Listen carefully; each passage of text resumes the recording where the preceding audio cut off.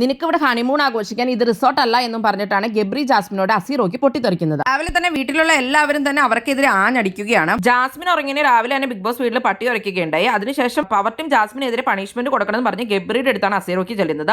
അങ്ങനെ Yamuna Jasmine punishment കൊടുത്ത് vessel clean ചെയ്യുക എന്നുള്ളത്. ഹണിമൂൺ ആഘോഷിക്കാൻ ഇത് റിസോർട്ട് അല്ലാന്ന് അതിനുശേഷമാണ് അസീറോയ്ക്ക് പറയുന്നത്. ജാസ്മിന് ശരിക്കും പറഞ്ഞാൽ അത് ബുദ്ധിമുട്ടുണ്ടാക്കുന്നുണ്ട്. അതിനുശേഷം അതിന് സപ്പോർട്ട് ചെയ്തുകൊണ്ട് തന്നെയാണ് സിജോയും അവിടെ സംസാരിക്കുന്നത്. ഇത് ഹണിമൂൺ ആഘോഷിക്കാൻ റിസോർട്ട് അല്ലാന്ന് ഞാനും പറഞ്ഞിട്ടുണ്ടെന്നും പറഞ്ഞിട്ടാണ് സിജോ ഗബ്രിയോട് സംസാരിക്കുന്നത്. ഇത് എന്തിന് വീട്ടുകാർ കാണുന്ന എന്ന് സിജോ ഗബ്രിയോട് പറയുന്നുണ്ട്. എന്റെ വീട്ടുകാരെ ഇതിലേക്ക് വലിച്ചഴിക്കരുതെന്ന് പറഞ്ഞിട്ടാണ് ഗബ്രി പിന്നെ സിജോയുമായിട്ട് വഴക്കിടുന്നത്.